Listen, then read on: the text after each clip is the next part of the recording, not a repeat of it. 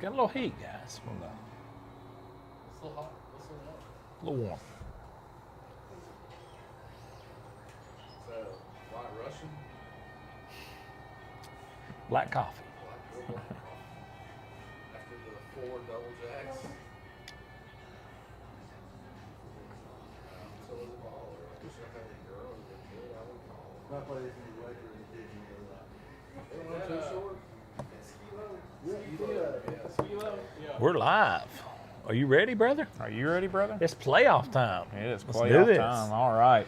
Welcome into another edition of Road to the Blue Map, presented by Little Pink Houses Construction. Little Pink Houses started with the concept it takes a women's touch to make a house a home. Our licensed builder and main designers are women. We not only build a great home, we act as the designer, assist in fixture choices and finishes through the build out or reno. Basically a one-stop shop for luxury renovations and new homes construction.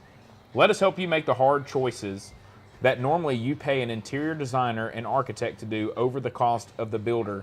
Check out Little Pink Houses, and we appreciate their support for Road to the Blue Map each and every week right here with Average Joe's Sports Talk. Bo, we've been talking about it for a lot of weeks now, getting geared up for the playoffs being here, and we are finally at that point. Playoff season is here, and going to be seeing which teams will end up in Tuscaloosa playing at Bryant-Denny Stadium, playing for a blue map in a couple of weeks. I'm excited about that. It's that time of year.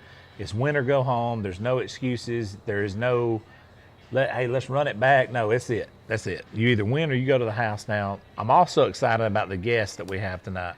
And I'm going to let you, let me announce the guest this week. Coach Heath from the Sandrock is one of my favorite humans on earth, not just coaches on earth. He will be here to break down 2A because he is, without a doubt, in the toughest region in 2A North. And he is the guy to break down 2A North.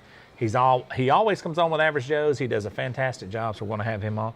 We have on the Scottsboro announce team. These guys right here who does the play-by-play for Scottsboro destroy it each and every week, and they're going through the Southern Torch Network. They absolutely murder. When they're on the air, everybody listens. Everybody in North Alabama listens. They're so good. Even if you do not, or you're not a fan of Scottsboro, you're going to listen to these guys. They're that good. So we're fortunate enough to have those guys in-house with us tonight. So we're going to absolutely crush this, I don't know what you want to call it now, Road to the Blue Map. And let's go ahead and kick it off in this 1A right now. Yeah, so we're going to get started with 1A, and here's how the breakdown will go. I'm going to talk about a game, and then Bo's going to talk about a game, and those two will be the ones that are matching up in the second round. So you can kind of keep up with who's going to be matching up with who, what games match up with which games. And so getting things started here, we're going to talk about Shoals Christian traveling to Lynn on Friday night. This is a Lynn team that's pretty good this season. Their only loss is to a 4A Alabama Christian Academy out of Tuscaloosa, 30-20 very early in the season. They're now on an 8-game winning streak. They've outscored their opponents 450-127 this season, and on their way to winning their region, claiming a 1 seed. They're going to be hosting the 4 seed in Shoals Christian. You know, Bo, we see it every year. I mean, and we'll talk about it tonight. You'll probably hear us say this much. We see 4 seeds upset 1 seeds every single year in the first round of the playoffs, and the biggest one that stands out is last year, Parker going on the road and beating Clay Chalkville in the first round there in 6A, a team that everybody had already kind of penciled into the championships.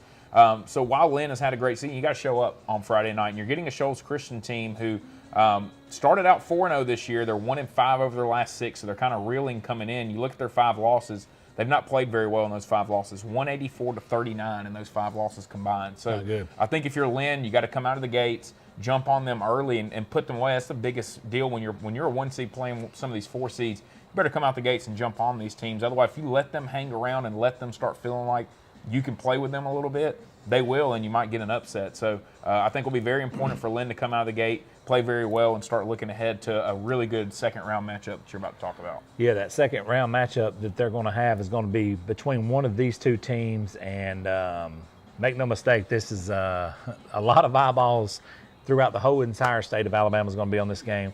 We're talking about Coosa Christian, who is traveling over to Spring Garden. With what's been said, in the newspapers and things, this game has really gotten a lot more attention than it normally would. Coosa Christian is Region 7 3 seed due to the forfeits this year. They're going to go on the road to Spring Garden, who's Region 6 2 seed. Here's the interesting fact about this game, Caleb. These two teams now have played 4 times in a calendar year. Think about that. Yeah. This will be the 4th time these two teams have played in a calendar year. That's I don't know if that's ever been done in the state of Alabama's history. And if it has, I'd have to see it because I don't know if that's ever been done. I'm going to throw a few stats out here at you, and I want your opinion on this right here. Coosa Christian has only given up 7 points in the last 9 calendar weeks of football. And that was a kick return. Yeah. They have not given up a single point defensively in region play the entire season. Not 1 point has their defense given up in region play the entire season. J.D. Justice, who is their quarterback, their undeniable leader, in this game right here, when you go on the road and you play a Spring Garden at a Spring Garden, he has to be the leader. He has to be that calm, steady voice in that huddle. They've got to get the ball moving offensively. Here's why. The last time Coosa Christian gave up a single point defensively was on September 1st, and that was against Spring Garden. He has got to guide this offense, and he's got to be that calm, steady voice in the huddle for them offensively to help them over there on the road at Spring Garden. Now, they have a 4-headed running back combo with Cleet, Joseph East. They have Hester back now and Cannon Wilson. They got 4 running backs that they're going to throw at Spring Garden to keep them healthy. Coosa has the luxury of sitting a lot of guys on the sideline. So in 1A, almost everybody plays both ways. Not at Coosa. They only have 2 to 3 guys that play both ways. Let's flip this thing around and talk about Spring Garden right fast. Here's the thing about Spring Garden. They are a blue blood of 1A North. They are expected to be in these situations, hosting in the first round, and they are again this year. They're 8-2 on the year. They're a fantastic football team. I look for an environment that Coosa hasn't seen all year when they arrive in Spring Garden this Friday night. Jacob Welch is back. He's healthy. He had a back injury earlier this year. He's back. He's healthy. John Welch, his brother, running back, fantastic player. You got Chapel Pope now that's playing a lot more snaps at quarterbacks. And John Welch is a very interesting guy. He's the guy that can be a game breaker for them. You got Noah Barber as well, number 9, that's a game breaker for them. I think, in my opinion, Spring Garden has to play on this home crowd, and they've got to do a lot of the little things right and execute, and this could be a very interesting game. Spring Garden, the one thing that they do have that a lot of teams don't have is playoff experience. They have been to the semifinals 2 of the last 3 years. They have a very good football team. This will be a great game. Yeah, no, that's a fun one, and a lot of people around the state looking forward to that one. Marion County will be traveling to Hackleburg. Hackleburg lost to start the season to 3A Phil Campbell, 22-20. Since then, they've won 9 straight and have played great football. They've outscored their opponents this year, 341-112. And if you take away that first game of the year, they've outscored them 321-92 on the season. So it's been a dominant Hackleburg team there in 1A, and they're going to get a Marion County team who struggling a little bit. You know, we saw the girls go win a state championship 2 years ago, and then they made it back this past year. And we're able to go get another one. And but on the boys' side over here with football, it's just been a struggle in that area. I mean, it's all with Phillips, Bear Creek, you know, Marion County. It's just not, it hadn't been a great area for football. And so I think, you know, for Hackleburg, again, come out and take care of business. You know, you're a team that everybody's looking to that can go make some noise in 1A this year. You've had a great season. You're riding a 9-game winning streak. You're getting a Marion County team. They're 1-4 since they started 3-1 on the season. So they're reeling a little bit. They've been outscored 334-267 all season this year. And so, you know, for Hackleburg, go out, take care of business, and set up a good matchup here in the second round with what you're about to talk about. Yeah, and what I'm about to talk about is Raglan and Valley Head. Raglan's got to travel to Valley Head with the loss last week to Spring Garden. Raglan is the Region 6 3 seed. Valley Head is the Region 7 2 seed. You know, Raglan's averaging 37.1 points per game on offense, but they gave up 41 points last week to Spring Garden in that big loss. Now, Raglan has a running back named Aaron Lee. He's a sophomore. He's got 1,085 yards on the season, averaging 8.9 yards per touch and 10 touchdowns. Now, Valley Head has a freshman named Tylen Blevins who's averaging 8 yards a carry, 150 yards a game. He has 16 touchdowns on the season. Everybody knows what Ian Bain did last year at Valley Head. I think he was close to 3,000 total yards. Well, his brother Nate Bain is on this team. He's averaging 8 yards a carry. He's averaging 115 yards a game. They have a huge offensive line. Valley Head wants to lean on that offensive line. They want to impose their will on Raglan. This, my friends, will be a 4-quarter football game. Yeah, there's no doubt about that. I mean, Raglan Valley Head's going to be a fun matchup there on Friday night. And, hey, we appreciate all you tuning in, watching right now, Facebook, YouTube. Hey, let us know in the comments right here, where are you going on Friday night? What game are you looking forward to? What game stands out to you here in this postseason? And let us know where you plan on being on either Thursday night or Friday night as we get these playoffs started. Another big matchup here, Winterboro at Decatur Heritage. You know, it's a Decatur Heritage team. They're 9-1. They're really 8-2 on the field. They got that forfeit win from Coosa Christian that they kind of got back, but they've had a fantastic year this year when you look at what they've been able to do. Their only other loss on the year, they lost 40-7 to New Hope, who's in a higher classification than them. They've outscored teams 270 to 155, and I think you would agree with this too, Bo. As you look at the end of this year, they've kind of gotten going a little bit. They found their stride. I think I agree. They got beat pretty good by Coosa Christian in the game that they did lose on the field and then ended up getting back in a win.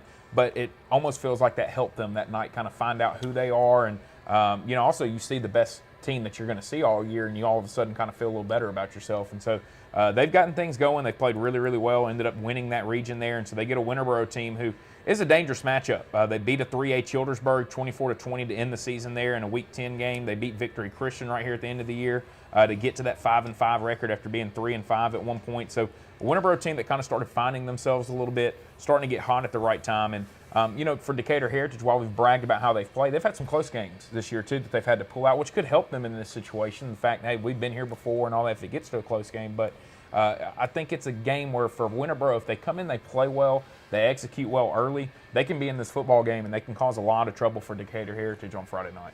Winterboro's been in some big games this year. Yeah. Skylar Mansfield's my dude. He's a great coach, and I agree with you 100% on that. Interesting game, to say the least. No doubt. This next game is going to be Pickens County, who is 7-3 on the year, traveling to Addison, who's 8-2 on the year. Pickens County is Region 5 third seed. What's interesting about that is last year they represented 1A North in this Super 7. So Addison is Region 8 second seed. Here we go. Pickens County is 5-0 all-time versus Addison. Coach Michael Williams is in his 6th season there at Pickens County. He does a fantastic job. If you've never had a conversation with this young man, you need to. He's a fantastic coach. He does a really good job of getting those guys to buy into the program there at Pickens County. They had some graduation last year, lost some guys. They've taken a step back, but they're still a dangerous team in these playoffs, Caleb. Addison, here's my question to Addison. Can you get over that mystique of Pickens County? When you see the names Pickens County, they are the quote-unquote gatekeepers of the North year in, year out, it seems. They may not go every year, but you have to defeat them to go forward. And it's been like that for years. Can Addison get that out of their mind? Now, Addison is averaging 34.3 points a game and only allowing 10 points a game this season. Now, that's obviously a recipe for success, and they're on a 6-game winning streak. So the biggest question in this game, Caleb, simple. Can you get the mystique of Pickens County out of your mind to take that step forward in the playoffs? Yeah, and how crazy would it be for Pickens County? You've played for 2 of the last 3, and all of a sudden you get beat. You're out in the first round because you're on the road. Yeah. It's very possible. Yeah. Interesting matchup here. Cedar Bluff, they're going to be traveling to Wadley. This is a Wadley program that played for a state championship just 2 years ago.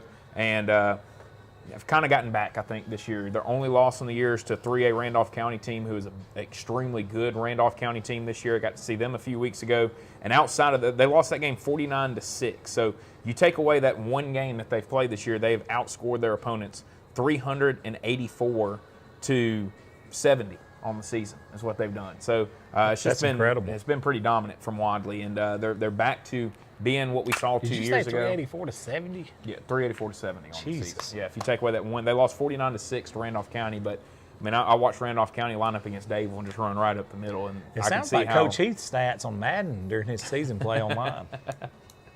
Go ahead. But looking at it for Cedar Bluff, it's been an up and down year for them, and they were 3-5 at one time. They ended up finishing 2-4 in their region, but big win over Appalachian in the year in region play that got them into this postseason, 21-16, and then they end up taking care of business against Donahoe last week, 45-6. So Cedar Bluff team that's kind of built some momentum up, maybe some confidence, and got to feel like it's a weight lifted off their shoulder. You get in, you beat Appalachian, you get the big win, you get in. They played extremely well last week, so for Wadley, again, another example, you got to come out and come jump on this team. It's a 1 seed, 4 seed matchup. You have to come out and come play well against them. If you allow the Cedar Bluff team to hang around, we've seen throughout this whole entire year, they're dangerous enough to go be a problem for them on Friday night. So should be a really fun one there between those two teams. Shout out to Garrett Crane for making the playoffs, because after the Christian game, you thought everybody was like, this Chicken Little, the sky's falling, and here he is in the playoffs. Yeah. So shout out to him in his first year taking over there after Coach Beckett's departure. All right, next game is going to bring us to Meek, who is the Region 8 third seed. They're traveling over to South Lamar, who's the Region 5 second seed. Another 2-3 matchup, another matchup that we look to be a good football game. Meek, third straight trip to the playoffs. Meek is averaging 30.6 points per game, but giving up right at 20 points a game. It's 19.7. That's not good in this situation, because you're playing a South Lamar team that's averaging over 30 points a game right now. They're also 14-1 in the first round games when they're hosting, that being South Lamar. So those two combinations right there, you're giving up 20 points a game. You're facing a team that's averaging 30 points a game, and a team that's also 14-1 while hosting in the first round. So again, for Meek, there's some barriers that have to be broke down there.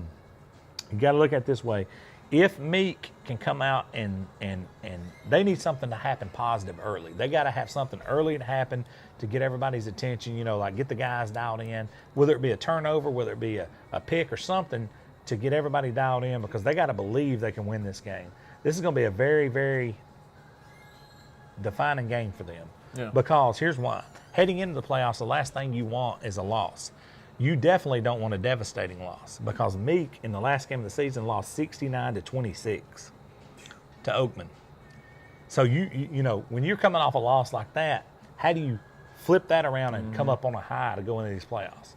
It's very hard to do. Yeah. So they're going to have something happen early on a team that's very dangerous in South Lamar, who's 14-1 while hosting the first round of the playoffs. Yeah, and I will tell you this, though. You see it sometimes. We see it in college football a lot.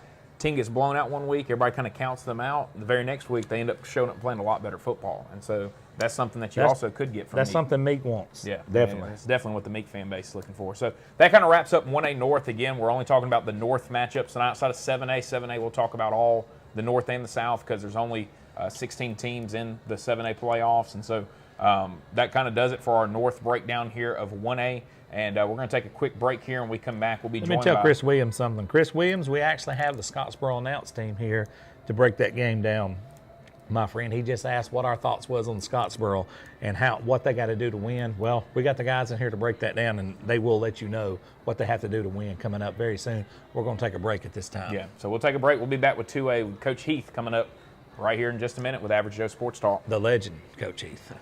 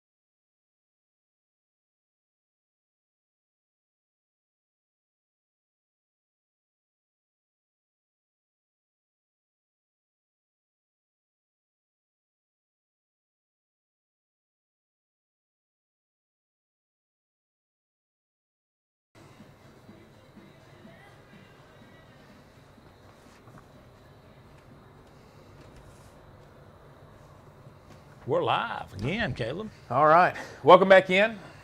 Average Joe Sports Talk, road to the blue map. Appreciate all you guys staying tuned here during the break. We'll have a couple of different breaks tonight. It's a little bit different setup than what our regular season has been like so far with guests and, just being in the postseason, talking about different matchups, different brackets, things of that nature. Pleased now to be joined by Coach Alan Heath, head football coach at Sandrock. And, Coach, obviously, unfortunately, your group won't be playing here in the playoffs, but very happy to have you here with us now to break down a lot of these matchups and talk about some of these teams that kept you guys from getting to the postseason, because you look at that region you guys play. There's a reason you're not playing right now. Y'all had some pretty good teams you had to get through this year. It's a real tough region. And here's the thing, especially small school ball, you don't have, you kind of go through cycles. And so, well, most people do. I mean, you kind of look at 5.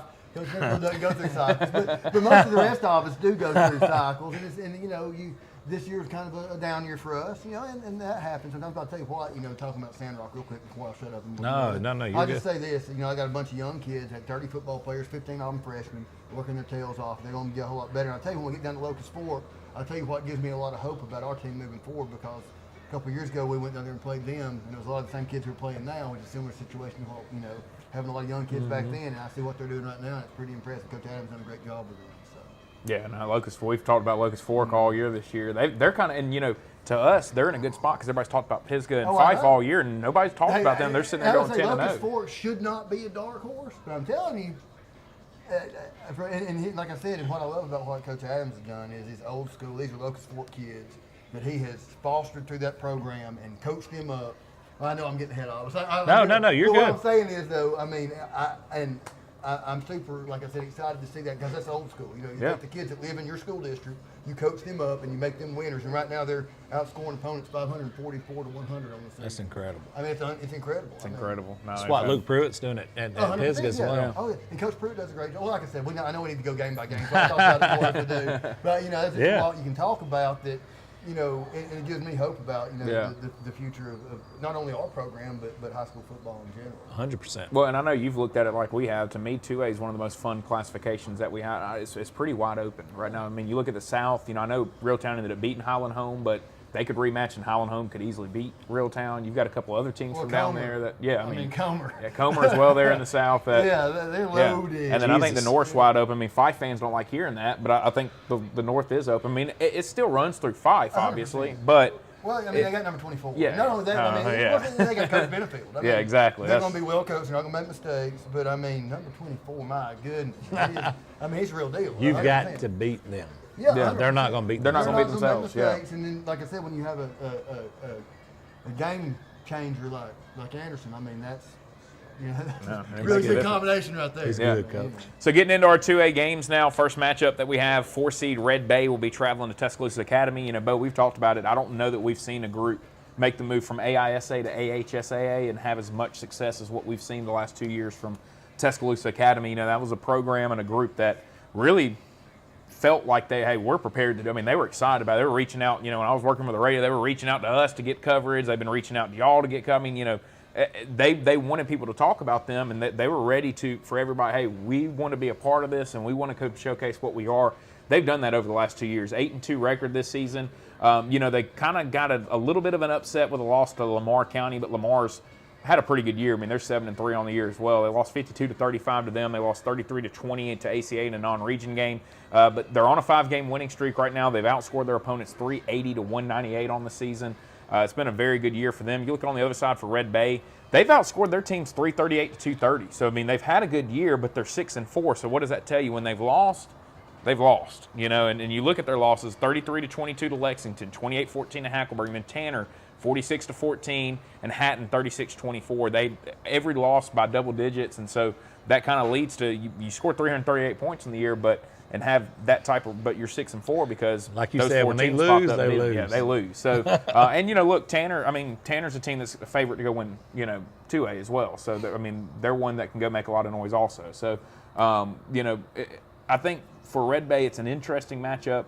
Like we said earlier, we see a 4-seed upset a 1-seed all the time. This is one where if Tuscaloosa Academy doesn't come out and play well, it could happen in this ball game. Now, if they come out and they do what they're supposed to do, you talked about last year, Bo. You went and watched them play against Fife, and what you were what stood out to you the most was just how physical Tuscaloosa Academy What they was look matching like. up to them. Yeah, how big they were and things like that. And you don't see a lot of AISA teams that can move over and really match that part of it, the physicality, the depth, and that type of stuff. So really looking forward to kind of seeing if they go on a run here, if they can get through Red Bay, what type of run Tuscaloosa Academy goes on here. I believe they threw for 300 yards on 5 Yeah. last year, which has not been done in, I don't know, a decade last year at that point. So, yeah, they are a very exciting team, and they still send us stuff, and we still try to share as much as possible. So, kudos to them and their transition over from ASIA because they're a very, very good program.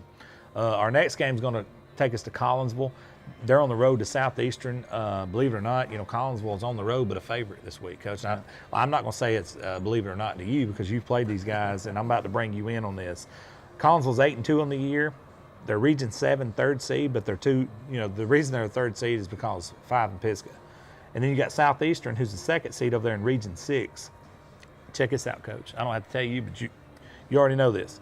Collinsville young but explosive. They're averaging 40 points a game this year. They're on a 4-game winning streak. During that 4-game winning streak, they're averaging 48 points a game and only allowing 10. That's the scary part about them is that now their defense is catching up with their offense, which has been ahead of the schedule. Southeastern is averaging 24.9 points per game and only giving up 15.8.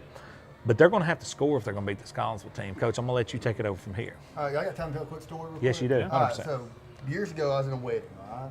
And this wedding, I couldn't be there for the rehearsal dinner because it was on Friday night. I had a ball game, right? So I'll make it short. But here's the thing. I get there the next morning, and I'm escorting this girl in and everything, and take her on, fleet girl and everything. So we start to go in, they tell me to go, right? So I look over at her. I start to walk in, well, there's this pole in the middle of that door, all right? So I'm going to be a gentleman, let her go first. Well, she doesn't do anything, so I start walking. She walks, boom, right into that pole. Right into that pole. So here's what happens next. I kind of pull her around the pole, and I did say, hey, there's a pole there. And everybody in church turns and looks at me, like I'm nuts or something. So I'm kind of pulling her up the aisle, right? And so we get up to the aisle, and it comes time to go walk up on the stage. I let her go, and I go walk up on the stage, and I stand there next to the other groom, who's one of my good friends and everything. She starts walking forward. She walks right up the front of her dress and face plants on the stage. All right? Now, about that time, my buddy, the groom, looks over at me like I'm the worst person in the world, right? And he goes, you could have helped the blind girl up the stairs. Well, here's the thing. There's some pertinent information. Is she really blind? 100%, yes. Wow. All right. So This story just picked up. The reason I'm telling you that story is because when you play Southeastern, Coach Bird is one of the best high school football coaches in the state of Alabama. I'm Okay. saying it right now. And he's always going to have a wrinkle or something in there that you're not expecting. Trust me, Gotcha. the 2 years we were in their region, both years, I had a better football team than them, and he beat us. And the reason I'm telling you that is because he's going to do some things that you're not expecting. That's And what I here's the wanna thing, hear. Collinsville has got a very good football team. But like you said, they are young. Super young. And what I'm going to say is I think Southeastern, they may be the underdog on paper right now by points or whatever else. You don't ever count out a team coached by Coach Kevin Bird. Let me tell you something. This is why we brought you on. This is what everybody needs to hear. This is stuff we would not know. This is why you're here, brother. Coach Bird's Keep preaching. an outstanding coach. And then once Coach Willingham's this too. I mean, I'm not Your saying- abuse of a blind girl led us to this information. Well, that's the reason because that's pertinent to the fact that sometimes you don't have all the information, and with Southeastern you never do because he's going to do more with less. I love mean it. I don't mean that to say, but they're not as talented as a lot of other teams. Yet he still manages to make them be able to win, and they'll come out there and they'll pound you in the face. Love it. And play defense like you won't believe, and they'll do some things on defense that may be unorthodox. They do a lot of long stick stuff. I mean, but they're going to be really good. It's going to be a tough out for Collinsville. And I know, like you said, the reason that they're the 3 is because we had Pisgah and 5 who were really good football teams ahead Correct. of them. In a lot of other regions, Collinsville would be a 1 or 2 seed. That's correct. But I'm telling you, don't ever count out the team that Coach Bird's coaching. All right. This is why he's here. That's exactly why he's Caleb, here. So, back to you, brother. yes, sir. So, Love it. Another big matchup here. Hey, look, we talked about both these two teams, and it's crazy to think. You look at Lamar County, 7-3, 4-2 on the year. They're a 4 seed, taking on 1 seed Tanner here, 7-3, 6-0 in their region. And it just shows. I mean, it matters what region you're in. You look at Lamar County. We talked about them. They beat Red Bay. They started the year 6-0, and then they lost 36-32 to a Aliceville team who we're going to also talk about who has gotten things rolling here at the right time heading into the postseason. They lost 48-6 to Sulligent, and then last week to a higher classification team in Winfield. Winfield, though, came in, beat them 64-7. So have some injuries or something? I'm not sure, and it's been a tough end of the year here for Lamar County. They're 1-3 over their last 4 games after that 6-0 start, so they're kind of limping into this game here. You look on the other side here for Tanner. All their losses are in non-region. They took care of their region this year, and their non-region losses were to a 4A team in Lauderdale County, a 6A team in May Jemison, and then they played Boonville, Mississippi. And you look at the loss to 4A Lauderdale County, 27-21. They were in that ball game. 6A May Jemison, 33-27. They were in that ball game. Now Boonville came in and took care of them. Obviously, we don't know a ton about Boonville, Mississippi, and what they're like, but I'm going to say if they beat them that bad, they got to be a pretty good football team. So this is a Tanner team a lot of people feel like have the chance to get hot right here in the postseason, make a run, and it's going to start with this game, but you're getting a very dangerous Lamar County team. Just because they're 1-3 in their last 4 doesn't mean anything. I mean, Coach, you wipe the slate clean when we get into the postseason right here. And so I think for them, they're probably thankful that we're at this point in the year. It's a new start to their season, and I think it's going to be a really fun matchup between those two teams on Friday night. No doubt. Next game is going to bring us to Pleasant Valley. They're the Region 6 3rd seed. They're on the road to Pisgah, who's the Region 7 2nd seed. Both of these coaches, stand-up guys. Luke Pruitt, Coach Nix at Pleasant Valley.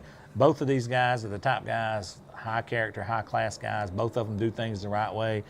Coach Nix finally got out of that 3A Region 6 when it was a monster. We're talking about it wasn't undeniably the toughest region in 3A in the state of Alabama forever, and he was in that gauntlet. Well, now he's back down here in 2A, and now he's got crosses like this where he's got to go to Pisgah, which is a very tough situation. Tough draw. Yeah, tough draw. Pisgah, here's the thing about Pisgah, and I said this last week, and I'll say it again, and I'm going to sit here and I'm going to say it again live again for the second time within a week. If Mason Holcomb gets time to throw the football, and you can't get to him and get him on the ground, Pisgah is going to score 45 points or more every single game, period. Now, the question to Coach Nix and anybody that plays him, including Fife, are you going to score more than 45 points? Because if you cannot do that, you're going to lose. Well, even when this group of kids, now it'll be the same story when I talk about Locust Fork in a minute, but this group of kids at Pisgah right now, a couple of years ago, we had a pretty good football team. We went in there first game of the season, and it ended up being the highest scoring game between we ended up being able to pull out the win and beat them, but the highest scoring game, I think, for both schools in total points. I mean, it was like 120-something points scored in the ball game. I mean, and I think it took about 5 years off my life because it was back and forth, back and forth, back and forth. The player said I yelled at the newspaper guy after the game because I guess I was happy. I don't know. I guess I yell when I'm happy. But my point in saying that is there's all these kids who are playing now were freshmen and sophomores. That's right, 100%. And they were that good then. And we had a pretty good football team now. Also mostly juniors and seniors then. And they were playing then, and they carried us to the wire. I had 2 all-state football players on that team, and they carried us to the wire. And so you knew it was coming. Oh, yeah, I knew that was coming. Like I said, when we get to Locust Fork, I'll say the same thing. But that's, they had those young guys, and they took their lumps when they were younger. And now the dividends They're handing them lumps out. Now they're handing them lumps out, and they That's certainly right. are. And Pisgah is as solid of a complete football team as you will find in North Alabama, not just in 2A. I mean, they are solid every position. I mean, they got guys who are like sophomores playing receiver who look like they ought to be playing, sophomores at JSU or something. I mean, and he does things the right way in the weight room. Kids work their tails off, and they understand the program and the process that Coach Pruitt put in place there. And it wasn't an overnight thing. It took him several years to get this going. That's right. But now it's going, and boy, it's a freight train. The thing I wanted to ask you about with Pisgah, obviously we saw them play Fife last year, and they weren't really close in either game. And then they play here recently. They scored 42. I mean, we haven't seen anybody put 42 up on Fife like that. Where have they changed the most from last year into this year in your mind? I think it's just a matter of, once you learn how to win, that means more than a lot of other things. They finally, now here's the thing, they bought in at a young age, and they realized, hey, what Coach Pruitt's doing is good, and it works. It does. But now they realize, hey, not only is it good and it works, but we can play with Fives. We can play with these things. We are that good because we have bought in. We put in the time. We are devoted to our school, our community, our program, our coaches. And when you do that, when you actually buy in 100%, and you realize, hey, the kids from Fife or wherever else, they're just kids. and their feet stink and their farts stink, just like everybody else. You know? And so you go out there and you play ball and you do your absolute best, you can beat anybody. Yeah. And here's the thing people don't understand. You know, of course, you got to tailor your offense and defense to your personnel. Yes, 100%. But it doesn't matter what your system is. They're all designed to work. Mm-hmm. It depends on how you execute them and how much you believe in that and whether or not you're willing to do what it takes to be a winner. I got two things to say, and we're going to move on to the next game about this. Coach Nix and them started out 4-0 this season at Pleasant Valley. He's got to recapture that and in a hurry. The next thing is this game on Friday or Thursday?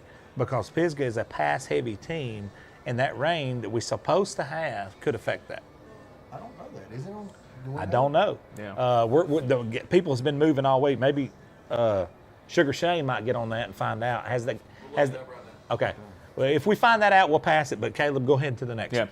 So looking at this next game, West End, they're going to be taking on Fife. Look, there's no secret about it. West End's going to have their work cut out for them on Friday night. This is a Fife team that I think, Coach, you know, you can tell me what you think about it. I think that if I were y'all, when Geraldine beat Fife to start the year, I'd have gone, why do that? You know, I mean, why wake them up? Because that's what it kind of felt like happened with this Fife group. I mean, they got beat 17-6. Outside of that, they've won 442-72 during their 9-game winning streak. You can't score. I mean, the only team in 42, 42 of those 72 came against one team. So against the other 8 teams that they played, they gave up 30 points the rest of the year. Against 7 teams, 30 points? 8 other teams scored 30 points. Wow. So outside of the Geraldine game and the Pisgah game. Still Friday? This year. So, okay, so they're still saying Friday for the Pisgah's still Pisgah Friday. game. That could be a factor. Yeah. So, but, you know, Coach, you look at it for West End right here, it's been an up and down. You started 1-3, 4-game winning streak. Now they've lost their last 2, but they took on Locust Fort and then a really good Glencoe team there to end off the season as well. But tell us, you know, what stood out to you about this fight? You've already talked about Logan Anderson, and we had a comment on here. It's his birthday, so happy birthday to Logan Anderson out there. And but you know, what about this Fife team is so difficult for people to be able to stop, and what has led to them? I mean, when you take away the Pisgah and Geraldine game, that's domination on their part. They don't make mistakes. And that's the thing, you know, they're actually, and this is what Coach Benefield does that a lot of other people can't do, myself included, is he's able to get young kids to not make mistakes. You know, there's an old saying that for every freshman that you play, you're going to lose a ball game unless you're at 5. I mean, you know, because he'll play some freshmen in every down positions and still have them coached up to the level where they don't make those same mistakes. And, you know, if I knew what the secret to that was, then maybe I could capitalize on it. But I will say this, Coach Sewell does a great job at West End also. He does a fantastic job. What's funny is 2 of my favorite coaches that I faced are the 2 who are facing off here. Derek does a great job, and Coach Benefield. I mean, they're both good men who do things the right way, and you know, and high character guys, both of them. High character guys, just good people, and I'm proud to know both of them. And I'll say this, you know, West End got their work cut out for them, but you know, Derek's gonna have them coached up and ready to play, and you never know. And when, like I said, you know, the thing about Fife is they don't make mistakes, but when you don't make mistakes and you add in number 24, that is tough. I mean, I will say that is tough. And boy, I mean, it was tough recipe. It was tough when we drove up there, you know, about 4 or 5 weeks ago. You know, because you know they execute and they do well, and that's what it boils down to is execution. You know, basically. A lot of times it's a mental toughness thing to be able to understand that you got to not allow your circumstances to determine the outcome, but your execution and your attitude determine the outcome, and that's what Coach Benefield's been able to do at Fife. Coach, with this offense, what's the hardest part to stop about? Is it just the physicality that Fife brings with it? Because it doesn't, I mean, like, to an outsider that's seen them in the state championships and all that, it's not like they're out scheming. You know, they're not like sending the guy in motion and getting a matchup on. What I'm saying is, like, they're not sending the guy out and getting him matched up on your safety to try to take advantage of hitting him. So, like, what is it about? I will say, Coach Benfield does a good job of it. Maybe not stuff that you would see if you're really just watching the game from afar, but when you watch film, they do influence blocks and stuff like that. Now, sometimes they don't even have to do that because they are so physical and they will just hit you in the mouth, but they're going to stay on their blocks and they're going to do it cleanly. And you know, really, it's a situation where it seems very simple, and it is very simple. There's not that many plays to it, but the way that they execute them and the little things they will tweak, you know, the little adjustments they will make to make it where, well, this play didn't work there, well, then we're going to block it this way this next time. Maybe it's one person doing something different. Maybe a down block instead of a turnout or whatever else, and the next thing you know, it hits because it was different than what they did last time. That's what Coach Benefield's so great at, not only as, you know, the discipline his teams play with, but able to find those little wrinkles they can put in that maybe not be obvious to everybody, but when you sit down and really analyze film, you say, oh, that's what they did. You know what I mean? And so it is, there are little minute changes that he's able to make, you know, you won't even see, like, not many people nowadays, because there's so much wide open stuff, do influence blocking. But he will do influence blocking where, if your linebackers are reading something, he figures out what your linebackers are reading, and they'll give a false step just to have your linebackers read wrong. Or a false pull. Yeah, a false pull even. Pull opposite the play. I mean, that kind of I've thing. seen him do that. And so that's what that's what they do. And like I said, Coach Benfield he's the master, one of the greatest to ever do the job. Hey, one other X factor in that game, it's really cool. When you look at what Coach Benefield does, it always gets overshadowed how good his defense is every year. Year in, year out. Everybody loves to talk about the offense. I But promise They you, have a snap it one more time mentality, but here's the deal. You have got to, you might as well take two guys completely out of play. Two guys are blocking Wilkes. All right, so you're already in a mismatch. If you do not do that, you're done from the get-go. Now, I will say this about West End now. West End will be one of the biggest lines that Fife faced all year, and they're physical. Antoinette, I went to school with Antoinetta. She, her sons play.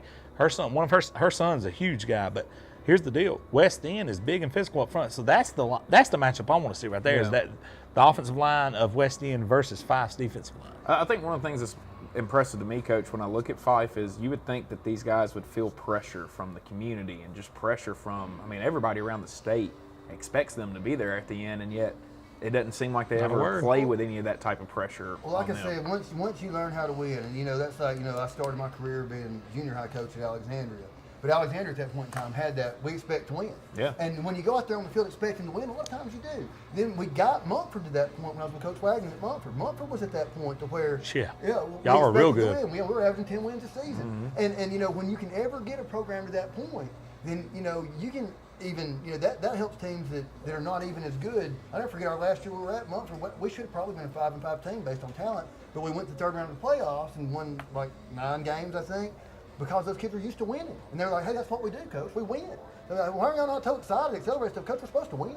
That was their attitude. So when you get that attitude, you finally get to that level, that's something special, and you can roll that. Spring Garden's been there for several years now. And I asked Coach Howard one time, I said, how long did it take you to get them to that point? He said, about 11 or 12 years. It's true. He's telling the truth. And I said, Coach, I'm getting older. I don't know if I got 11 or 12 years. He's telling the truth. He really is Coach Howard, another one of the great ones. I miss him. Yeah. I miss him in high school football right now. He's telling the truth. Yeah.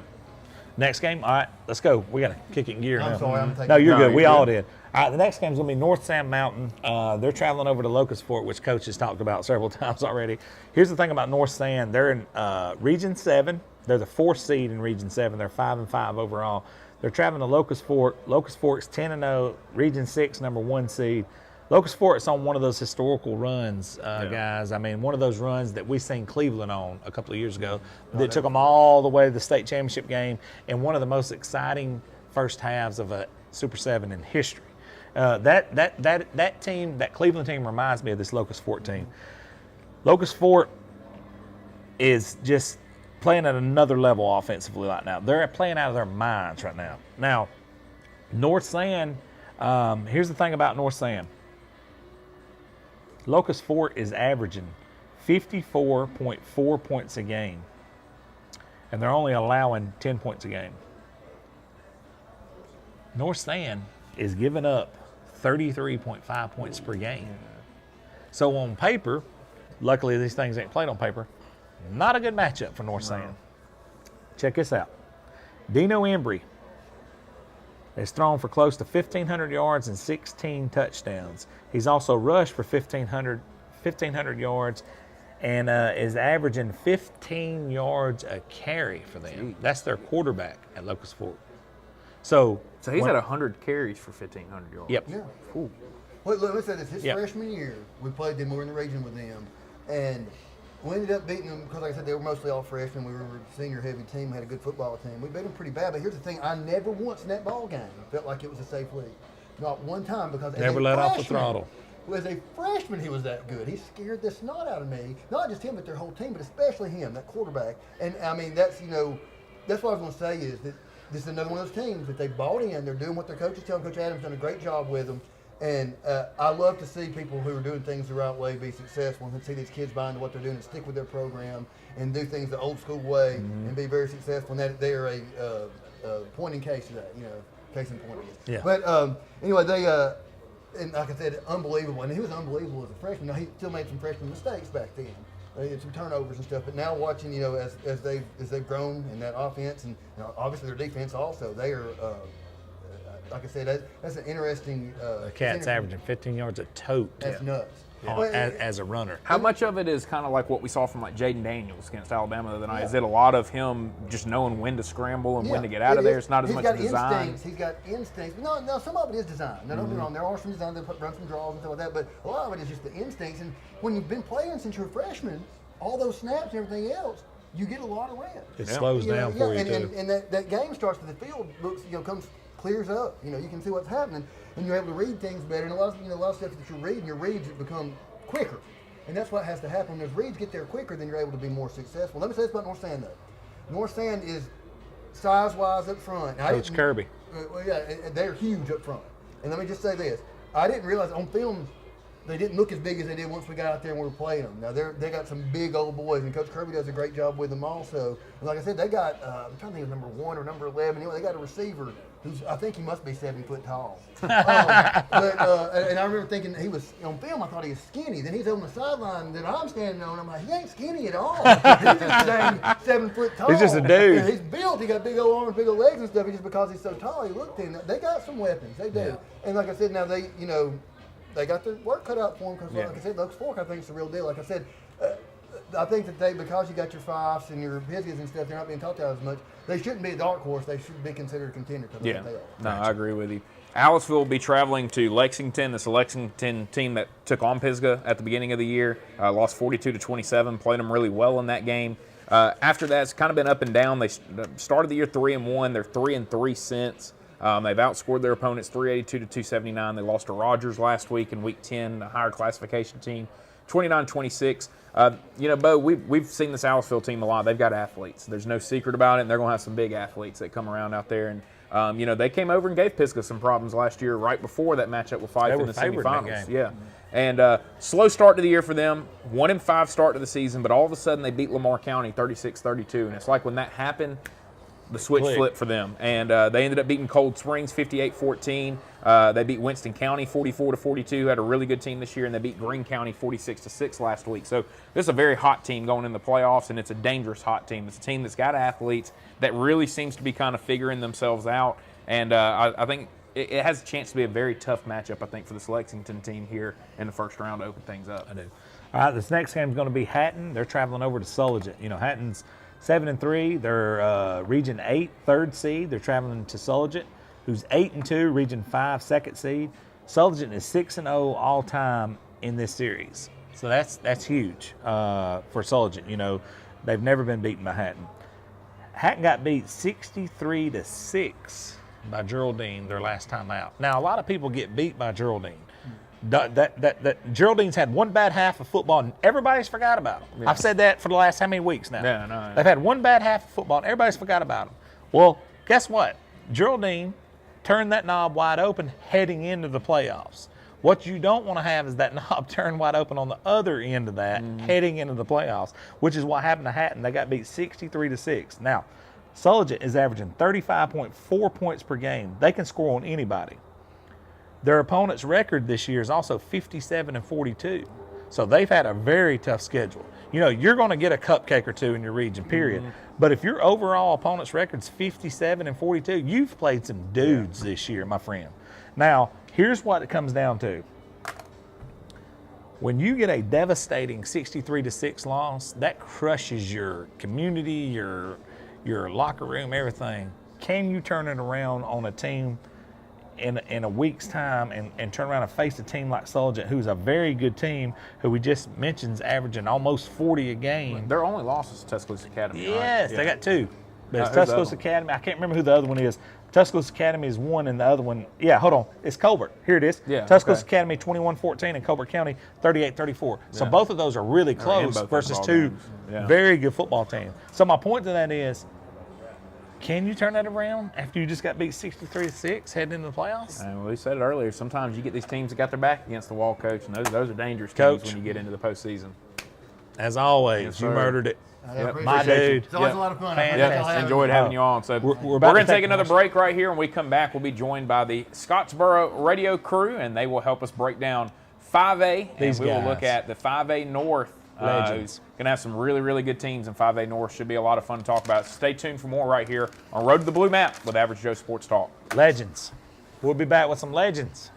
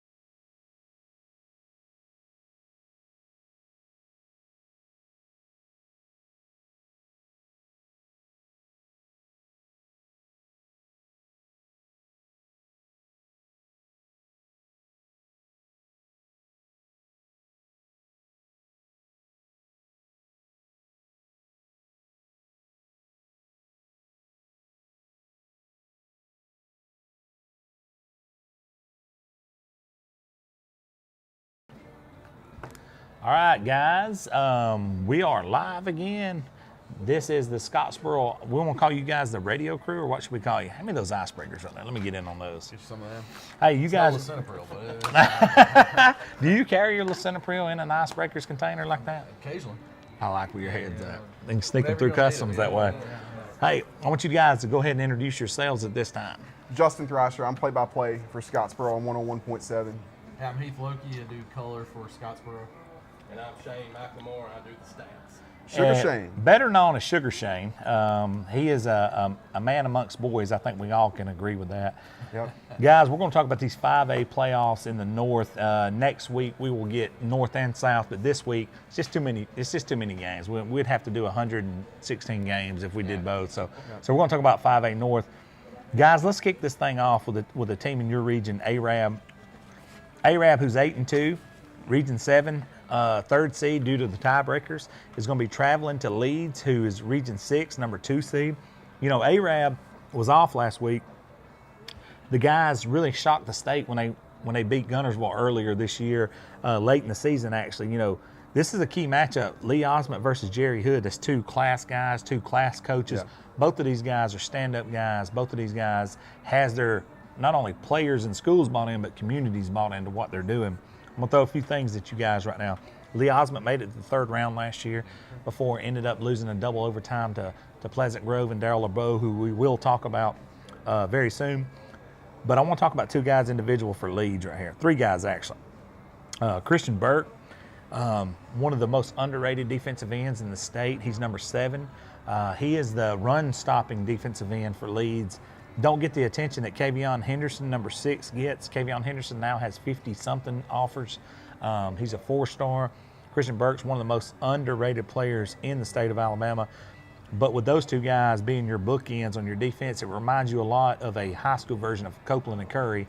If you're old like me and you remember the 92 team, and I don't like Alabama, but I remember those 2 guys. They're really, really good.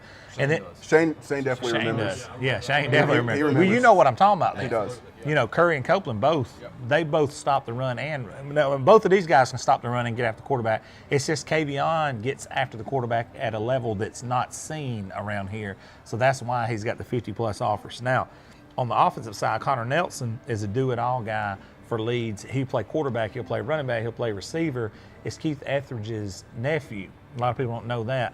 So they're very dangerous offensively with that, and Jerry Hood likes to run the ball and play defense, obviously.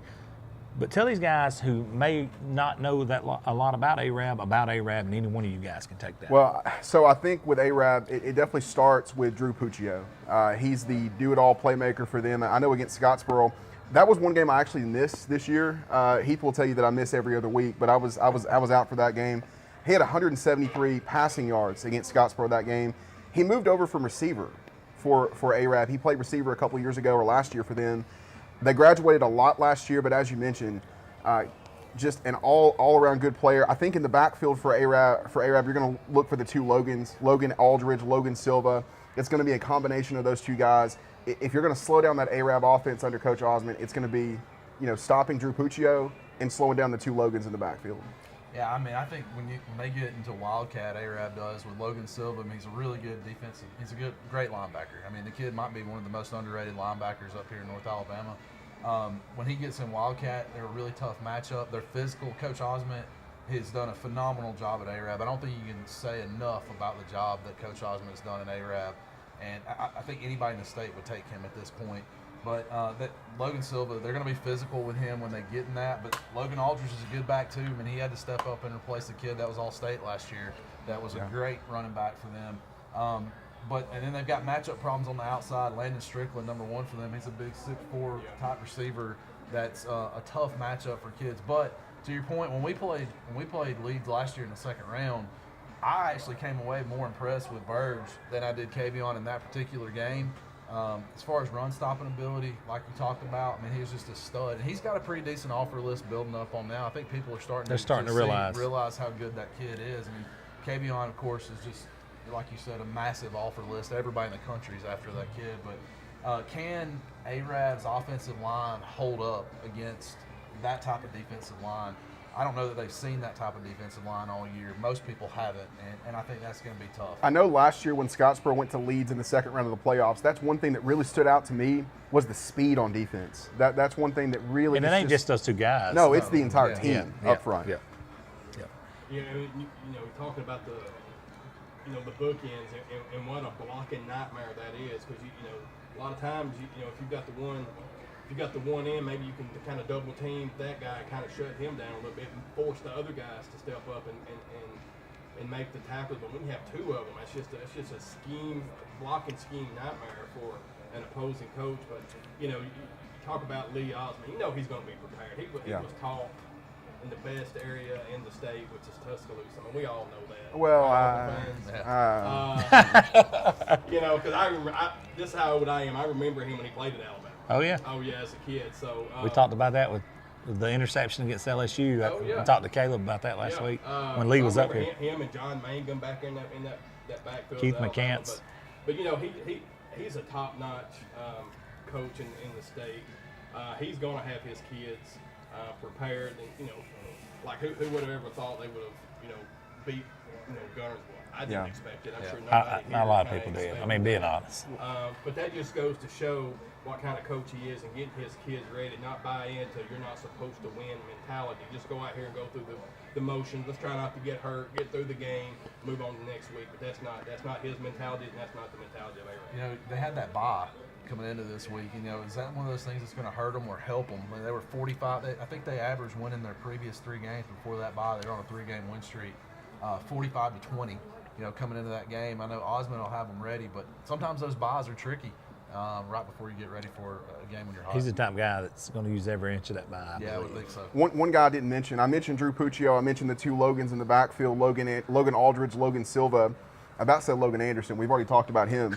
But one guy that you need to look out for on the outside, Luke Hudson, against Scottsboro, 7 catches, 120 yards. Yeah. I mean, just Not incredible. like he's playing a slouch when he did. He's playing No, Scottsboro. Good play. Yeah. Guys, we're going to move on to this next one, then we're going to come back to another region team I want you guys to really dive into. Their name's Scottsboro. I don't know if you guys have heard of them. We might have. We'll knock this one out right now. Next game, we're going to go to West Point. West Point has had a pretty good season this year. They're 5-5 on the season. They're Region 8, number 4 seed, but unfortunately they're traveling to the defending state champion in Ramsey. Ramsey, we've gotten to know Ramsey really good through basketball and football. They're the Region 5 number 1 seed and also rolling right now. And the thing about Ramsey is Coach Jackson and that bunch that he has down there. I don't know if you guys seen what we put out about them last year. Did y'all see that? I don't remember. Their weight room? I'll show you before you leave. Their weight room is the size of it's a glorified closet. What do you say, Caleb? About the size of a closet. Really? There's 2 racks. Unbelievable. And he's working out 80 kids on that. Well, then outside of that, right outside their school there, they have a 45-yard field that's half dirt, and they're practicing with the cheerleaders, the color guard, and the drum line. That's and incredible. 80 players. Yeah. That's incredible. And everybody goes, well, they bus somewhere in practice. Yeah, sometimes they do bus, but then they have to bus back. Here's the interesting fact about that. They're a magnet school. And their administration, first and foremost, and it should be like this in a magnet school, they don't really care about athletics. Yeah. Athletics is second to them. What about the It grades? has to be grades first. So when you look at Ramsey, there's a lot of misconceptions about they got it made, they can recruit kids, this, that, and other, they're inner city. Here's the thing about it. What Coach Jackson's doing there at Ramsey, and if you ever talked to him for 5 minutes, you'd be bought in. Fantastic coach. His dad played Major League Baseball. What he's doing there is unprecedented. And, I don't know a lot about West Point, and I'm going to go ahead and say it. I know this about West Point. They're in trouble. Yeah. They're in trouble because they're playing a team that's on a mission right now. Let me throw these stats at you right now. Ramsey's averaging 37.3 points per game, only giving up 11. Their opponent's overall record is 57-42. Really? That lets you know they've played They're dudes. playing good competition. Their non-region that I've been to has been Auburn and Parker. Wow. All right, so that'll let you know what pretty type of impressive. competition they're playing. So that's going to be a tough, tall task for West Point to get over that hump right there. All right, I don't know if you know about anything about these guys that we're about to mention, but we're going to see. Moody, Jake Gaines and company, Region 6, 3 seed due to the tiebreakers, is on the road to Scottsboro, Region 7, number 2 seed. Guys, I'm going to start with Moody, and then I'm going to pass it over to you guys, and I want you guys to break this. If anybody can break down Scottsboro, you guys can break it down better than anybody on this planet. So here we go. We'll do our best. Jake Gaines has done an unbelievable job of getting buy-in from his community, his school. He has taken Moody, and this is no shot at people who's come to Moody prior to him. He's taken Moody from a relatively unknown to statewide known in a season and a third, Yep. period. Well, actually in 1 season. He brought in the 411 boys and all that. Unfortunately, I haven't got it done against Leeds, which is the one team that he wants to own 411 against. Thanks to a blocked field goal at the very end. It was That's really correct. 24-21 at the very And end. last year's game, we were there. Brick Boy was filming for us. We had 2 photographers there. It was a tough physical game. If Jake Gaines' teams has an Achilles heel, it's tough physical teams up front. which I'm going to hand that off to y'all. I know y'all are salivating when you hear that. But here is the facts about Jake Gaines' team this year. They're averaging 33.1 points per game, only allowing 13.3 points per game. Blake Burke has 900 yards, 10 touchdowns on the ground rushing for them, number 5.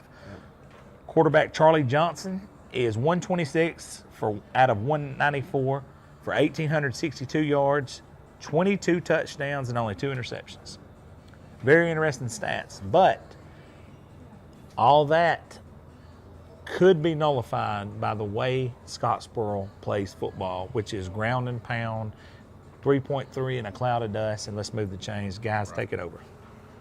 You're right, Bo. That's exactly what Scottsboro wants to do. We run that triple option, and that's the game plan. I mean, we want to keep our offense on the field. We want to grind you down over the course of 4 quarters, and really we want to wear you out in that second half. But it's a little bit unconventional this year because when you think triple option, you think 3 yards in a cloud of dust and, you know, a 9-6 final score or something like that. But Scottsboro's averaging, close to 50 points a game, or we were at one point this year. Scottsboro's got offensive firepower, and I think that really what makes that engine go is the offensive line.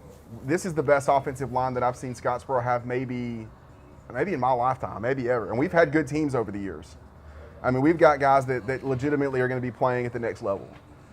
And we've got a guy playing quarterback, Jake Jones. He's in his 3rd year as a starter, as a junior. He started since he was a freshman. He came in against North Jackson in his first start, scored the game-winning touchdown. I was telling Coach that story earlier. But in that offense, that triple option offense, he's such an important weapon in that offense because of his decision-making at the line of scrimmage. And Heath will tell you, you hardly ever see Jake Jones make the wrong decision with the football. And we've seen that progression over the last 3 years. Which is unusual by a guy that runs that style of offense. Yeah. Usually when they do drop back, they make mistakes. We've got 2 guys in the backfield, one of which ran for 1,000 yards last year in Keelan Alvarez, one of which that's already cracked 1,000 yards this year in Jacoby Ebenson. We've got guys that can catch the ball on the outside, Thomas Stewart, Kyle Wright. We've got a litany of offensive weapons. Yeah, I mean, I'll say something that I thought about when Coach Heath was talking about with Coach Benefield, and, you know, the little intricacy, the little details that are a little bit different. You know, if you watch Scottsboro game in and game out, you'll notice it. But if you just catch them on a Friday night, you don't notice the little things. But Coach Bell, I mean, is a master with this offense. Yeah. And every week he does something a little bit different that you've not seen. Like, for instance, last week, which doesn't seem like much, but he went to the I to run the triple option out of it. Well, what that did at that point was that put Keelan Alvarez, our 1,000-yard rusher last year, who was injured most of this year and is finally back healthy at fullback, and put our 1,000-yard rusher this year at tailback. And so you got both of those backs in there at the same time that you're running the option out of. It's stuff that you don't see. We block it different. He's always has a wrinkle. Like a couple of years ago, we play Southside. He throws in a new, almost like a crossbuck top handoff that hadn't been on film. You know, we find new ways to run the option, the pitch man, and come out of the slot that maybe you've not seen before. And Bell knows how to get the matchup he wants. And he's taught Jake, to your point, Jake has to make 2 to 3 decisions on every single play. Yeah. And so Jake's gotten to the point now where he's making the right decision. And we've got offensive line, Tegan Harris, Colin Rogers, Drake Talley, Holland Griggs. Yeah. I mean, all these kids, but they got a little nasty on them, Bo. They do. We had Tegan Harris block a kid into the track last week, all the way onto the track from the field on about the 5-yard line. Just nasty, you know, and that's what you need. That's what you need. This kind of offense. You got to have a kid that, hey, he might get a personal foul here or there because he's blocking hard, but we can live with that because that's the kind of football we're going to play. And our defense has gotten better. I mean, we had 3 4th-down stops last week, 2 4th-and-goal stops. Against the Decatur team. He's got a really good quarterback. Their record doesn't show it, but they're a good football team, and they've gotten a lot better. I told Heath last week, he was talking about that play where we had one of our offensive linemen was blocking one of the Decatur defensive linemen onto the track off the field. I told Heath, I was like, that would be me and you if I were on the defensive line and you were on the offensive line. Exactly. That's pretty much what that would look like. He would be on the same field. I told him he wouldn't have flipped me over. Yeah, that's what I got back. So. Shane, what do you got? But yeah, I mean, you go back and forth. I got to put my old man eyes on right here to see nowadays. That's where I'm at in life, though. But you go back and you look at the Scottsboro offense. You know, when you look at Jacoby and Keelan and Jake at the quarterback position, Antonio Brox, who's really stepped up this year, Jaden Gilbert, who does nothing but just score touchdowns. And you go back and you look at their stats this year. Jacoby averaging 9.5 yards per carry, Keelan 7.5, Jake over 7 yards, Antonio 10 yards per carry, Jaden 9 yards per carry. So every time they're getting the ball, pick your poison. Yeah, I mean you're at the worst you're 2nd and 7, 2nd and 8. Looking at the stats, and that's going to be key, going into this Moody game, because I kind of done some research on Moody. Didn't know a whole lot about them, but they've got a couple of studs in that linebacker core they have. And middle linebacker Zane Smith, who has 122 tackles on the season. That's 13 tackles a game, only in 9 games. Who is 6'2", 220. Then they have another one, 6'3", 220 linebacker. I believe his name is Barack Willis, freshman. 9 sacks on the season, who I believe already has an offer from maybe Ole Miss, and going to camps at at Tennessee and Alabama. So and this kid is just a freshman. So we're going to definitely have our hands full with those linebackers. So the offensive line is going to have to play maybe a little extra nasty this Friday to make sure we spring these runners and getting them in the position, getting them the holes that they need. They don't need a hole big enough for me to run through. They're a little more quicker and agile than I am. I doubt they need something. Y'all haven't seen Sugar Shane. You really haven't. Sugar Shane's a 4-2 guy. Maybe a donut hole. Laser. That'd be about the only thing I can You get should there see him quick. run down the steps at halftime to go to the bathroom when we're on break. He can hardly hear me when I come back up and can't breathe. But that's going to be key for our offensive line. They've played great all season, and they're just going to have to keep that up this Friday and make sure we put a helmet on each linebacker so we can get those running backs going. It's crazy, Bo. Scottsboro plays Moody because it really kind of came down to one game, and it wasn't a region game. We would have been matched up with a different team had we not lost to Mars Hill, I would say. Mm-hmm. Next to last game, we lost 36-35 thanks to a late touchdown, 2-point conversion. We were talking last week on the radio. It's like you come into the season and you don't think about the non-region games playing a factor into playoff situations. But they do. In this situation, when you tie for first in a 3-way tie, it makes a big difference. Well, you mentioned Mars Hill, and I'm about to mention them right here in just a second, and it's going to make you feel a lot better about yourself. Check this out. Next game we're going to break down real quick, and then we're going to dive back into a region team with you guys. Next game we're going to talk about is Fairfield is traveling over to Russellville. Russellville's 8-2, 6-0 in region play. Fairfield is 4-6, 4-3 in region play. Russellville is the number 1 seed out of Region 8. Guess who one of their losses is to? Mars Hill. Mars Hill. Yeah. Mars Hill beat them 27-24. Their only other loss was to Athens, 41-14. And we're going to talk about Athens coming up because Coach Sam Adams talked about them a lot today, and that's who Oxford faces coming up. Very tough matchup for even Oxford coming up. But to see Mars Hill beat a team like Russellville, it gives you a little bit of hope for your guys' loss. I know it's a tough loss for you guys, but Mars Hill's for real. And we're going to talk about them when we do our 3A breakdown. So Russellville in this game right now is averaging 38.9 points per game. They're only allowing 15.4 points per game. Fairfield on the other end, this is not a recipe for success, what I'm about to tell you. They're scoring 27.1 points per game, but they're allowing 37.7 points per game.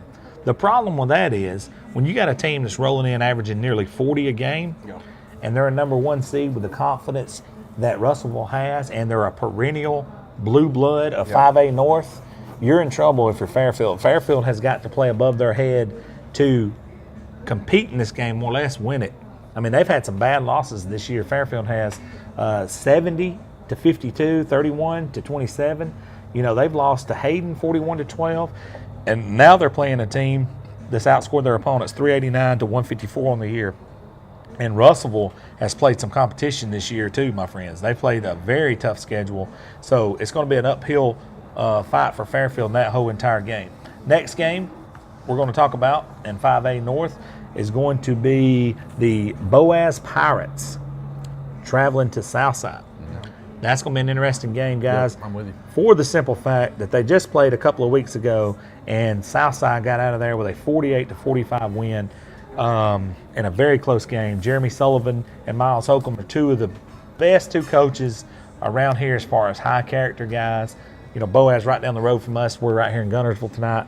Miles Holcomb is right down the road from my house in Gadsden. I live in Rainbow City, which is in the school district of Southside. That'll be a very interesting game right there from the standpoint.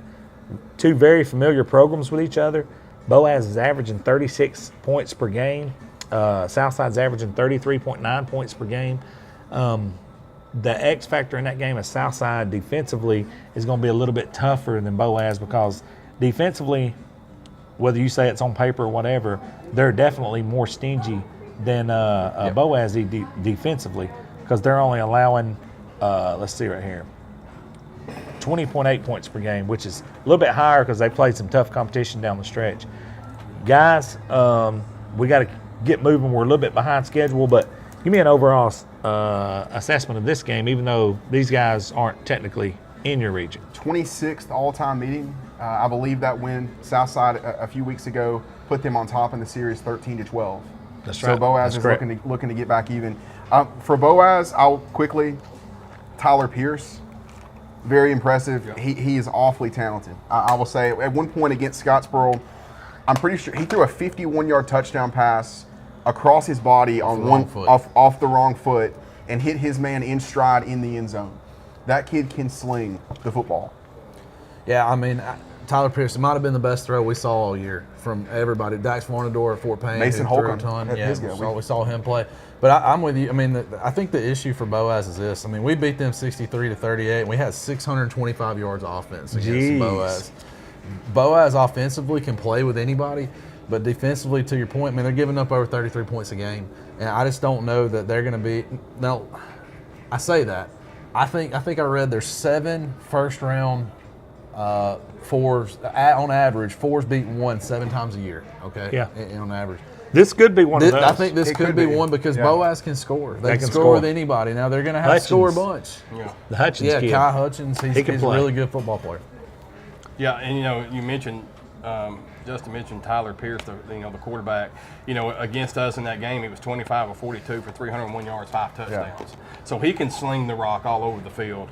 And that's a team that had over 150 something yards rushing. So like he said, they can put up the points. They can move the football. Can they get enough stops? But can they stop? Yeah. Southside? So this may be one of them high scoring affairs that's going to go late. The last into the one's night. 48-45. Yeah. Guys, who would have thought before this season started, if you told me Gage Neesmith would go down with a season-ending injury early in the year, and Miles Holcomb and company would win the region with Leeds and Moody, That's crazy. I'd have said you're insane. Yeah. Yeah. By the way, Boaz 3 straight wins to get to the playoffs, including against Sardis, which got them in. And they were tied 21-21 in the second half before they went on, I think, a 14 or 16-0 run. Weren't they up 42? I think they were up 42-28 in the fourth quarter over Southside before that. Yeah, they were. Yeah, I mean, Southside had to up- score Yeah, multiple right. touchdowns Yeah. to get back in it. All right, next game is going to take us to Springville and Guntersville. Guys, I don't have to tell y'all. This is an interesting matchup right here. This is a game that a lot of people have circled.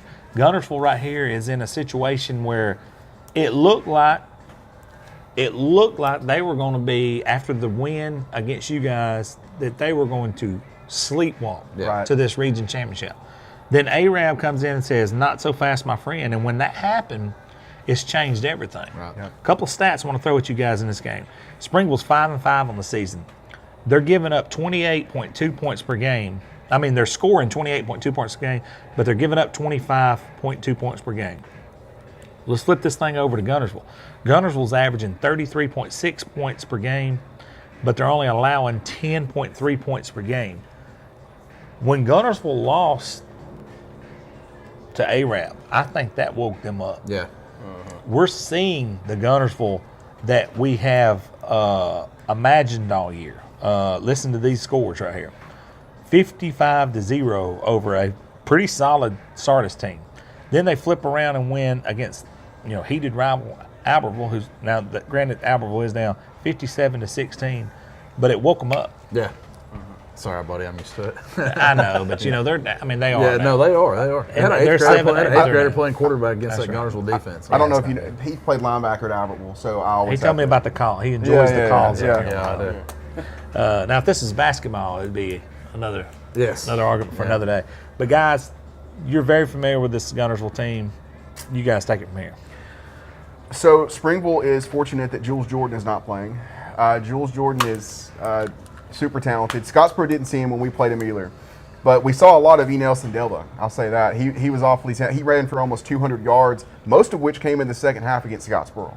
So when we saw Gunnersville, that defense is what stood out to me. Eli Morrison's a good quarterback for them, and I mentioned E. Nelson Delva. But that defense for Gunnersville, that defensive line specifically, that's the only time this season that I can remember Scottsboro just getting beat up front. Yeah. I mean, even against Mars Hill, the only other loss we've had, Scottsboro didn't necessarily get beat up front. It was a back and forth kind of game. In that Gunnersville game, Scottsboro got beat up front, which is why they lost the football game that night. That Gunnersville defense is for real. Yeah. Well, when we played them, we coming into that game, we averaged 42 points a game. They gave us 6. We averaged rushing 362 yards a game. We had 167 net. We averaged total per game 422 yards a game. They had 200. They gave us. They only gave up 230 to us. EJ Hevis and Avery Clifton, some of the best linebackers I saw all year. They're legit. Their defensive line's good. But the other thing that I don't think that gets enough credit, they're huge at receiver. Yeah, they're good. Dadrian Waller, 6'4", Date Peterson, 6'2", Cameron Logan, 6'3", Trayvon Avery's 6'5", and Eli Morrison is just getting better. Yeah, he's getting better. And so I think it's going to be an awful tough task, especially to come to Chorba-Lee Friday night. Because I can go ahead and tell you, you're down 7 when you get, or maybe 14 when you get off the bus. And so Are you sure they're playing there? Yes. If you remember what happened to me. Yeah, That's true. Let me say this also. Heath, you mentioned Scottsboro was averaging 42 points a game coming into the game. Scottsboro scored 6. It came on one 42-yard touchdown pass. Yeah. We were not able to sustain drives all night. We were not able to establish the fullback dive. We just couldn't do it against them. Which is crazy because y'all done against everybody except Gunnersville. Yeah, that was the only game that we kind of really went out there and kind of laid an egg. They had our number. They had a game plan to stop that offense, and they were motivated. Yep, and after last year's loss to Scottsboro, which was an upset at Trammell Stadium, they were ready for us this year. Man, they're just stacked. I mean, they really are. They're Coach stacked. Reese he gets juice out of those guys. He does. I mean, they are a really solid football team that's got a chance, I think, to make a pretty deep run with that defense in 5A and that defense. I mean, I'd be shocked tomorrow if that's one of the seven upsets, or not tomorrow, but Friday night. Yeah. Oh, I would too, and that's no disrespect to anybody. No, I would be shocked. All right, next game is going to be John Carroll. John Carroll is 8-2, 5-2 in region play. Is going to be traveling to Fairfield. Now, here's the thing about John Carroll. They come on everybody's map, especially Caleb and I talked about it week 1 when they beat Homewood 36-31. Everybody's like, whoa, where did this come from? Because John Carroll's been down so much. And then they reeled off, I think, 5 in a row, but then this happened. They had to play Pleasant Grove and Ramsey back-to-back. And they lost both of those games, but who wouldn't lose both of those games, especially if you play them back-to-back? When you flip that thing over and you look at Fairview, Fairview has really dominated this season. Their only loss was to Russellville, who we've already talked about, and that loss was 31-14. Other than that, they've taken care of business on everybody all season long. Fairview is averaging 34.9 points per game, and they're only giving up 9.5 points per game. That's going to be one of those situations where, as much as we've talked about it, that's a tall task for John Carroll. Even though John Carroll's much improved, and they're in a very, very tough region, that's going to be a tall task for them to go in there and beat Fairview. Yeah, and Fairview is a lot better. I mean, they've gotten better and better over the past few years, and they've kind of, I think they've built that momentum to where now they're at a place where they're hosting teams coming in. They're 1 seed, right, going into that. That's right. Yep. And so they're going to be tough to beat because we cross-regioned with them last year in the first round. Played Brewer out of their region. They're actually second seed in region. They're second season. Okay, kind of reminds you of what maybe Sardis is on the track for, maybe with Coach Brooks. Yeah. It kind of reminds you based on what Sardis has done year over year. Yeah, Sardis has gotten better. Did you know they've won more games? The seniors won more games this season than they've won in the previous 3 combined. I think it's the train horn. Oh, well, they got rid of that. I can tell you, Scottsboro beat them 25-0 last year at Trammell. This Sardis team we saw this year didn't even look like the same team. Looked like a different team. Running back was really good. Yeah. Oh, yeah, absolutely. He may have the best hair in the region. I don't think I've seen. I think Heath's got better hair than he does. Really? Oh, Heath has zero. Shoulder good. There it I is, don't right there. Yeah, Look he at looks that like Thor, man. God of The Thunder. running back looks like Thor. Somebody get Does him. he? Yeah, have you not seen him? No, I gotta take a picture. Blaze. Oh yeah, Gerhard. Yeah. Blaze he's got hair. And the Thor like name hair. too, man. That's Hey. a great name. Yeah. That and Blitz Clements. Those are the two best football names I've heard all year. Blaze and Blitz. Blitz Clements. Yeah. Hey, all right. Prideful. Next game is going to be, we're going to close out our 5A coverage, and we're going to bring Caleb back on, let you guys get to the house, because I know we've probably talked you guys' heads off at this point. Next game is going to be Lawrence County, and they're traveling to Darrell LeBeau and Company, Pleasant Grove. You know, Lawrence County's Region 8, third seed. They're traveling to 2 seed Pleasant Grove. Anybody knows anything about Darrell LeBeau? 3 straight state championship appearances. Didn't get it done in those games, but was very competitive in each one of them. And Central Clay barely got out of there with a victory when they played them. We were at that game. But we know Darrell LeBeau. We've been down to Pleasant Grove last year. Caleb and I went down there and did several interviews. I talked to Darrell LeBeau this year at Legion Field during the Ramsey Parker game. But here's another one of those tall tasks, guys. You talking about beating a team on the road, and you know ARAB gave them all they wanted last season, took them to double overtime. But Darrell LeBeau and Company's averaging 40.4 points per game and only allowing 14.4 points per game. And now it's playoff time where they really kick it in gear. Lawrence County, you know, they're 6-4 on the year. They've had a pretty good season, but they've had some bad losses. Some of those losses, Guntersville handled them relatively easily, 41-7, and then they turned around and lost to Russellville 37-7. They lost to Hanceville 32-17, and they lost to Fairview, who we just talked about, 14-7. They're averaging 27.7 points per game and allowing 19.7 points per game. Not a recipe for success when you're playing a Pleasant Grove team that's averaging 40-plus points a game. They're going to have to get something going in the right direction, and the problem is when you're on the road in a place like Pleasant Grove, they're not used to going to playoffs. They're used to going to the Super 7. Right. Yeah. That is the expectations there. Now, the positive for Lawrence County is, could they overlook them? Possibly. But in order for that to happen, something good is going to have to happen for Lawrence County early and often in that game. Yeah. Because if it don't, this one could get ugly. You know, when you get into the playoff picture, you know, there's going to be some upsets. That's just inevitable. It happens, you know, every year. But it's all about, you know, you get these winning programs. They're used to winning. They've been there. They've done that. Now, of course, you're going to get the best punch, you know, that the underdog is going to give you. I mean, they're going to come out because it's one game season now. You know, you lose, you're done. But you get these programs that are accustomed to winning. They know how to win. They have that mentality. And then when you back that up, they've got the playmakers and they've got the team to get it done. You know, the underdog, I mean, they're going to have to come up and what you hope is they kind of play a little above what they normally do, and then the higher seed maybe play down a little bit, maybe kind of doze, maybe thinking, hey, we've got this in the bag. And you know, when you're dealing with 15, 18-year-olds, you never know, you know, the psyche, the mentality. But just those storied programs that's used to winning, I mean, I don't expect really Pleasant Grove to really have any kind of hiccup in this game. I agree. Yeah. Their only loss this year was to Ramsey, and I mean, Hey, by the They're way, cousins. speaking of Ramsey, head basketball coach at Ramsey, Denton. Scottsboro alum.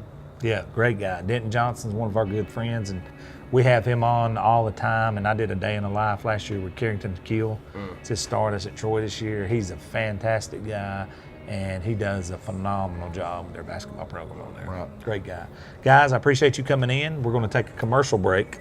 I don't know if it's a commercial break or just a break. Sugar Shane. Yes, sir. Appreciate it. Looking forward to hearing from you guys Friday. You guys haven't moved your game. It's still Friday. Oh, we're still Friday. Yeah. Okay, good. Friday. Yeah, y'all But run the ball. You unfortunately, I definitely- will not be there. What? Yeah, I Sugar know Shane a is playoff out game. Friday. Yep. Daughter's got think I'm setting engaged. We trends. got to go do some wedding stuff this weekend. So I like how you guys space this out. You guys all take breaks off at different times. Yeah. Yeah, that'd probably be a good idea. I should probably do that. I'm gonna do it. Heath Loki has to announce the Heath Loki first down. That's true. He Which has is- no problem saying his own name. No. We've covered this But Heath on Loki- And that's I'll say another first Heath down. Loki first down. yeah, sometimes they didn't get the first down. He just wanted to say it. Yeah, that's true. Hey, when you're Another controlling the little shameless broadcast, plug. I mean, Yeah. you know. Well, guys, I appreciate you guys coming on. Yeah, We're going to go to break, and we'll be right back.